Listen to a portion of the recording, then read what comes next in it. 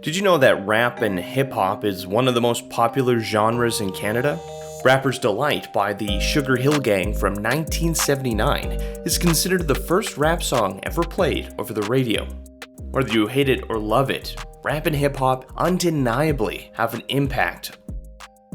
Out of Toronto, Ivason Black utilizes his love for rap to tell stories crucial to the world around him, discussing culture and social issues. This vision has come together for his latest album, Counterculture. Hey, I'm Ivason Black. I'm a songwriter, musician, artist, poet, daddy, father, human being, and all around actual lover. Listening to your music has been so much fun. Like, the themes and the messages that you're wanting to talk about, really amazing stuff. So why don't you tell me a little bit about Counterculture? It's funny, the name came about at the end. All the songs were done. Everything was done. I was working on the mix. I still hadn't named it yet. And I was having a conversation with a friend of mine, David Smith, and another artist. And somewhere along the conversation, we were talking about politics and whatnot, and he said counterculture. And I'm like, for real? And I'm like, you know what, bro? That's the name of my record. And the reason why I chose it was because when you traditionally listen to traditional hip hop, let's call it, I don't fit. I think the hardest part with this record I've had is I don't fit. I don't fit anywhere. Like, where do you put this? Where is it? Hardcore? Is it soft? Is it alternative? Is it? I've got rap on there. I've got hip hop. I've got blues. I've got folk. I've got it's music, and that's what I like to call it. So that's kind of where the term counterculture came from. It was just to show you that I'm going against the grain, and I have my own thing. I've talked to a number of artists, kind of like yourself, that don't fit within the traditional boxes of these different genres, that within their albums, they approach it in several different ways where it has like different themes, different sounds. And I think that makes a very unique listening experience when it's not just the same all the way through. Like you get one way and you're like, oh, that's interesting. And then you start to think about it, and then you start connecting with the lyrics and the words, and you can start breaking it down, and you have this whole thought process and experience that you have going through it. I think that was kind of the goal too. I mean, I grew up in the era of early hip hop, right? The early 90s. And you think of an album like Low End Theory by Tribe Called Quest, front to back, right? You put it on and you forget about it. It plays. There isn't a song on there. I mean, you may not love every single song, but there's nothing that you feel like, oh God, I gotta go skip that. You just kind of let it go. It's a cohesive record. And I'm by no means am I trying to say that I captivated that, but that was the goal, right? It was to make something cohesive and something that you wouldn't mind sitting down and listening to the whole thing, as opposed to, the two songs that you like and throw it out kind of thing. Music has changed so much. Now it's like with the advent of Spotify and music streaming services, you're finding people, they don't just sit down and listen to a whole piece. It's always just something in the background to accompany you. And when something you don't like, just swipe, next. Right. Next. Skip. Yeah. So it's really cool when an individual takes the time to create that cohesive piece. So how would you describe your approach to music and finding your sound? What inspires you? I guess I would say the environment. And when I say the environment, I don't mean pollution and whatnot. I mean the vibes in the air. Excuse me, in the air around. What's going on in my life at the time. How am I feeling? My mental health, my physical health. What's happening musically. And more than anything, what's happening politically, right? Like, how is my world changing in front of my eyes right now? How are we affected by gas prices? These are the things that seep into my consciousness when I make music, because I try to make things that are real. as opposed to contrived. And I try to feed my inspiration comes off of what's happening around me in a nutshell. And then the quirkiness comes from inside. I would classify myself as a weirdo in that sense that I'm always willing to try stuff that other people wouldn't try, especially in my genre. Well, that's okay. Weirdos are in right now. We run the world. Yeah. Art is inherently political. Whenever you like, regardless of the discipline, like a painter, a musician, some sort of performing artist, your material always is trying to tell something. And Yeah. when trying to tell something, it inevitably will reflect the environment that we're in, and that is inherently political. And I think Yeah. it's important Yeah. when creating pieces to be very aware of that, because things are pretty rough right now. These past 2 years, I know the running joke online is we're in the worst timeline, sort of thing, No doubt, right? where we're Yeah. just getting hit by, there's a pandemic, there's wars going on, the United States and Canada, like political individuals and like people on the fringe are pushing and pushing and pushing, and it's exhausting. Isn't it? It is. It's exhausting times to be alive now, for sure. I especially worry about the children. It's cliche. Our parents said it. I'm sure their parents said it. But at the rate that this earth is moving, brother, and the way things are changing rapidly, like things haven't moved this quick ever until these last few years, where a lot of things have changed. The gender discussion, the race discussion, the so many things that they were pretty much taboo 10 years ago. You couldn't talk about these things, and now they're front and center. And yeah, the world has changed, and I love it. It is very interesting how discussions and how society changes and what's important just in it, like within 10 years. I'm currently watching RuPaul's Drag Race right now, and just the conversations and the way they talk about sensitive topics is completely different from where it is now. And when you hear it, you're like, okay, some of that stuff, yeah, it hasn't aged very well, but it's insane how quickly things change. Like in terms of vaccinations, like back in the 70s and 80s, people were like, yeah, sure, who cares? It wasn't a conversation. You just did it. That people were happening. And now we're seeing, at least in the United States, and I think there was a borough in the UK that has children that have contracted polio again. Wow. And that's a scary thing. That's something that, happening. I recall distinctly that being eradicated as a young man. Back, it takes just a small amount of individuals that are misinformed or doing things maliciously, and it can change everything for everyone. You know what? It's funny to link that to music. I think that's why music is so powerful sometimes, because it's that vehicle to bring the message to those that don't conform. And I'm not saying I'm trying to force anything down people's throat, but something as simple as, this is polio. This is a serious disease. This is a disease that, kills, it stops you, it maims, it stops you from walking. It does terrible things, and nobody wants to see their child have that. Never that's themselves, right? So why not pop the needle? Well, billions of dollars spent trying to eradicate it across. Again. The stories of the World Health Organization going door to door in India, giving vaccines to get rid of this disease. Wow. Like the efforts that went into trying to get rid of it, all for naught now. Stay indoors, everybody. Don't come outside.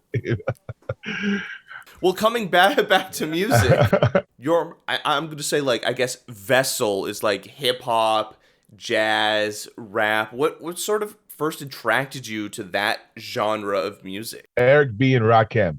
It came on the radio one day. I remember it was a Saturday because I believe I was listening to 88.1, Mr. Ron Nelson, and I believe it was called The Fantastic Voyage at the time. And it changed me. The song was called Microphone Fiend, and his voice and the command, because where I was at the time, the way everybody stopped, like it's literally everyone kind of just gravitated towards the radio and just kind of, boys who sat there with our heads just nodding, taking in this guy and this commanding voice. And I made up my mind right then and there. Like, I swear to God, right at that moment, I want to do what this guy's doing. It began there. And that was what? I must have been 15 or so, somewhere around 14, somewhere around. I'm not trying to age myself. Don't look it up. And I think like in terms of like hip hop and rap, it's such an interesting genre because like it exploded. Like just in some statistics, in 2018, hip hop and rap music accounted for 21.7% of total music consumption in the U.S. That like when you take all the different types of genres like classical, Yeah. rock, and then you just have this massive percentage Yeah. that is hip hop and rap. What do you think that is? Why do you think that genre is so captivating to us? It's funny. I'm gonna go. You seem like a cool guy, so I'm gonna go down two roads here. One, I think it's because they tried to stop it, much like anything else, right? Like, our parents grew up in the era of rock and that music being, it's the devil's music. Don't play it. Don't turn your records backwards. This, that, the other. So when hip hop came, it was the same thing and faced the same backlash. It was like, you're not listening to that shite. Don't play it. Get it out of my house. And of course, kids, right? We're rebels. That was like punk rock. It just propelled it, made it even more powerful. The other side is hip hop changed. The hip hop that most of us grew up on was about change, was about uplifting, was about being happy, was about you know sharing, caring. It sounds cliche, but it was about good things, and it was talking about stories of the street, people bringing their lives to the forefront so we could see, the calamities and the bullcrap that was happening all around us. And then you fast forward, something happened to hip hop, especially when you get to 2018, when you see the type of music that lurks at the charts, at the top of the charts, and what it's talking about, the misogyny and the hate and the drugs and the crime and almost as if this is the only thing that exists in hip hop, which is so far from the truth. Um, but yeah, I think it's dope music, and I think you know what too, brother. I think everybody thinks they can rap. I really think that's what lends itself to the popularity because it's something that we can all do. Well, when you're listening to it, like you inevitably get consumed by it and you start, singing along with it. Even if you're not great like it, like myself, it can be fun when you hear a song and you're like, oh yeah, this is catchy. Yeah, let's do this. And you take on that persona, right? Like any different from other musics, you almost become that person for the moment that the song is on. And if I have NWA on, I got this face on and my head is just, as opposed to if I'm playing, PM Dawn and, you're smiling, right? So I think hip hop is the most powerful music thus far, like in its ability to make change and inspire people. Because I mean, it's wordy. It's got something to say. It's not just. I think you know what I'm saying.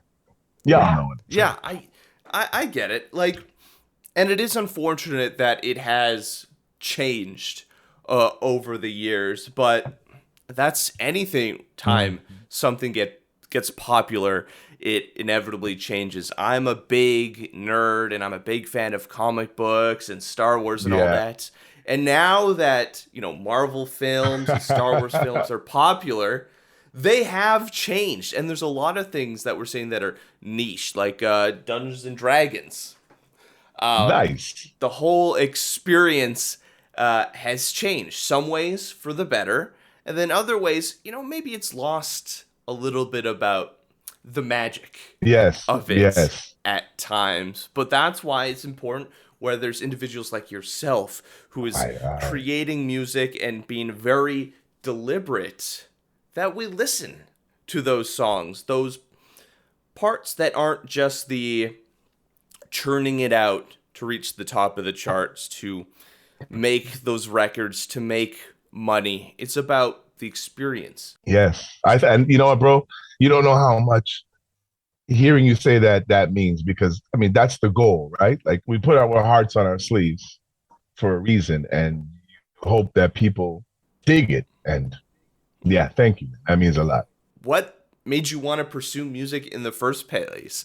It can be incredibly hard, and I've heard horror stories of people, dealing with labels, that sort of thing. Like it can, like pulling the hair out Um, moments. it's funny because when making music, therapeutic. Ah, man, nothing. And I repeat, nothing feels better than performing and making music. I can't beat that high. That is the greatest drug to me. Um, yeah, all the other stuff, the business, that stuff, I could so do without, man. It's and I'm not using this word lightly when I say it. It's depressing. It can take you can be on such a high doing your music, getting it done, going through that extensive process, and then in 1 minute, man, not even a minute, in 3 seconds, somebody can just smash that world. Your album shit. I don't like it. Why do you do music? Why are you pursuing it? You're too old. You're too fat. You're not good looking. You're so many things. And to even delve into the business side, it's you're not swearing enough. You haven't said the N word enough times. Don't you deal drugs? Do you not hate women? Like what's going on, buddy? Like so. It's like, Um, why don't you fit in this box that we have? yeah, and it's I think that ultimately is what makes music the hardest, is like what you just said, being forced to get inside a box. And it's like, well, if you stick me in this box, what good am I? I'm just gonna sound like every other thing you're listening to out there. Why do you want to hear that? Don't you want to hear something that's new, fresh? I don't know. That's me. Well, it is cool that you are persevering through the That challenges. is indeed. Uh, as a man of color, have there been other challenges that you've faced when entering the industry? There was a study that was released just this year by the Canadian Music Association. So, I Indigenous Black and people of color, the IBPOC community, only 16% represent the total number of live music industry workers in Canada. That is a small number. So that's including like musicians themselves, people working like the sound equipment, venue owners. So that's who it all encompasses. And, the lack of representation is one of the barriers that many of them say. Are these some things that you've experienced in your music career? I'm going to equate it like this. As Canadians, we're both Canadians here, so let's equate it like this. It's just like hockey. We all know what's going on in hockey, so it's just like hockey. Everybody loves it. Doesn't matter who you are, where you're from, if you're wearing a Sikh, if you're from Vietnam.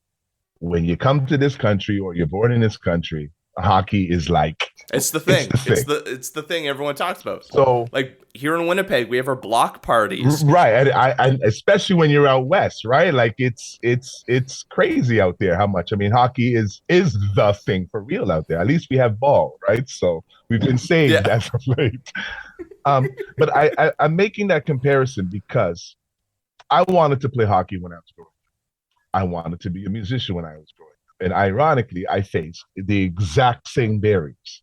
Um, Music is hard to get into; it's expensive. Hockey is hard to get into; it's expensive. Music requires the immediate support of your family, your mom, your dad, your sisters, your brothers. Hockey, especially mom, right? We all know this, right? So it requires that support, and it's an exorbitant amount of support. We're talking about, no extracurricular activities for mama and dada, right? Like focus on Johnny's hockey. Um, And then the barriers when you get there, right? If it's not economic, it's who are you? Why are you here? Yeah, we have grants, but try next time. Yeah, we're putting on shows, but you know what? How about we put you on at the 5 o'clock slot and not the 9 o'clock prime time slot? Or you want to be in Canada Music Week or, any one of these festivals? Let's put you on the Monday when everybody's gone, not on the Friday and the Saturday, and that has kind of been, I would imagine, the life of a lot of us in Canada with music, where you face a quiet, subtle, but powerful racism that lurks, unfortunately. And ironically, even in um, urban music, where it's even there, it's hard to crack in this country. Like, I'm amazed at the love that I get outside of Canada and how hard I have to strive to get it here. That in itself, yeah. See, there we go now. Now I'm not feeling so good. That's part of politics. The good, the bad, the ugly, and it's one of those things where someone who turns away a creator, or like be like, not this time. No, we want to get like the top person so that we bring in as much people as possible. It's not, yeah, direct racism, but it's indirect. They're not necessarily. I mean, maybe they are being aware of what they're doing, but but for some they may not. But it's those systems that are in place that benefit individuals that look like myself, but not you. And that's what we're trying to change here. We want to change the systems that people can succeed on their merits, that it doesn't matter what you look like, that we can celebrate, like whether you're black, indigenous, like these are things that we shouldn't shy away from. Like, we can celebrate and engage with people's differences, and that's what's exciting. That's why cultural festivals, we just had Folklorama out here, that's why it's so exciting. Like, people have different cultures than myself, they have different clothing, different foods, and those are all exciting for me. Looking at clothes and be like, wow, the colors and patterns are amazing and beautiful. I love that. This food is delicious. It has spice that, of my background, we never have spicy food. And I love it. So this whole colorblind, like, oh no, it's not racism and things aren't actually there, isn't solving the problems. We have to be aware of it, face it directly, challenge these systems Yeah. and things in place, and then recognize each other. Thank you. You took the words out of my mouth, because I think that is the most important thing. I mean, especially when we're talking about art. Like, I can't listen to a song or look at a painting or read a book and be like, oh, you know, a British guy did this, or this Indian guy wrote that, or this Chinese guy. Like, it's like, no, I enjoyed the book. I love the painting. The song was dope. It doesn't matter who's giving you it. You know what I mean? Just take it in for what it is, and let's leave it there. But I think my favorite word this week has been gatekeeping. And I'm using it because a friend had asked me for something and I didn't want to share. We're a producer, so there's a bit of competition there, right? And I'm like, if I tell him, then he'll know where I get, all my kicks and snares from, and then he'll start doing what I do. And I was like, but then I sat there in my head and I'm like, I can't gatekeep like that. Like, I had to find it. Sure, it took me a little while, but now that I've got it, why not share that with him? And it worked out. Upon sharing that with him, he also shared with me, and all ties raised the ship, right? We both went up instead of, and that's my thing, the gatekeeping thing, that whole, trying to keep something to yourself and not let anybody in. I think that's what has significantly killed our industry here. It can be hard for at least individuals in a cutthroat industry to be like, ooh, if I don't if I do this, then maybe they'll get there, and then there'll be competition. But that's the system Yeah. indoctrinating us that we're not like, as creators. It's a collaborative Yes. experience. Without this zeitgeist of different Beautiful. music and like albums and things coming out, how can we be inspired or tell stories if there's just a void of things? The more collaboration, the better, in my opinion. Coming back in Dungeons and Dragons, gatekeeping is a problem with we like to call them the old guard, the Yes. first Yes. players. And there can be a struggle sometimes when we're looking for diversity. A big challenge is both women and members of queer communities getting in right now, because oh, this is a guy It's thing. ours. We were bullied so bad, which is not good. But like, now that you're like, oh, we went through the trenches, so like Yeah. you don't Yeah. Yeah. understand the tribulations we Yeah. went through. But we got to open things up. The more people we bring in, the more amazing stories and projects we can tell. Like I tell you, one of my biggest regrets right now on this record, and it's not for not trying because I tried, but is not having any women on this record. There were a few that I pursued, and I know that sounds kind of funny when I say, but I mean, as artistically, they just weren't having it. And it dawned on me that I guess for a lot of women, there are issues out here, right? What does he really want? Is it my music he's after? Is he chasing me to get after me? Is are they going to treat me properly? Are they going to use? You know what I'm saying? So that's probably my biggest regret on this record, is not having a female voice on this record. Oh, and it's good that you recognize that, and then through that you can move forward, have those dialogues with women to be like, hey, I'm trying to create this project, and I would love to have your Please voice tell them. in it. Please, let's say it together now. If you're out there and you want to collab, holler at me. Ivason Black. Let's do it. Exactly. Projects only get better when there's more people. Yes. That's just the feeling I have. Like, it's the same thing with work, and like, regardless of the industry, this whole, oh, we have to fight each other. It's like, no.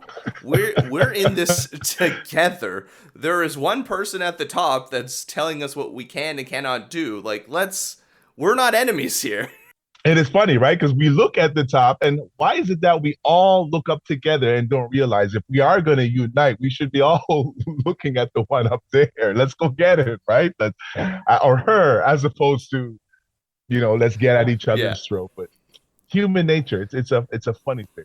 Well, it's really hard. And there's like a ton of studies of how resources and supply and demand can just change our brain waves and cause us to start being like, okay, because there's like a study with monkeys. They give them bananas, and then they cause the bananas to become more scarce, and they start hoarding them, and they start having to trade it off. And inevitably, there's always going to be one that's trying to absorb it all and be in control of it all. But we got to fight through that. We got to stand arm in arm. And the civil rights movement wasn't even that long ago. Like, there's a lot of people within that lifespan still that it's like, these things change is still so recent, and there's still so much that needs to be done in music, in politics, in our societies, and economic systems as a whole. Things need to change, because they sure as hell ain't getting any better right now. I think the convincing we have to do convince them that there's something in it for them. I think that's the problem. They don't see the advantages to having women equally involved. They don't see the advantages to having all cultures and races equally involved. Like you said, it's that hoarding thing, right? We all want to keep it to ourselves, but if I have $1 billion, that's great. Yippee-ki-yay. I can't lie. I would love that. But if I have it all by myself, well, now I got $1 billion. I go to the club, but there's nobody there. I get on my yacht. There's nobody on the yacht. I go home to my house. There's nobody there. What good is all this money if I can't share it with people that you love? And inevitably, it changes the power dynamics. So you're always like, okay, are they actually in it for me. Or do they want Or my do they want money? my money? Yes, man. It's a little quick story. A friend of mine had gotten signed years ago, and exactly that. It's something that I'll always remember, and he always respected me for it because I was weary of it right away. They had gotten a low seven figures, but still 7 figures. And immediately everyone's, yo,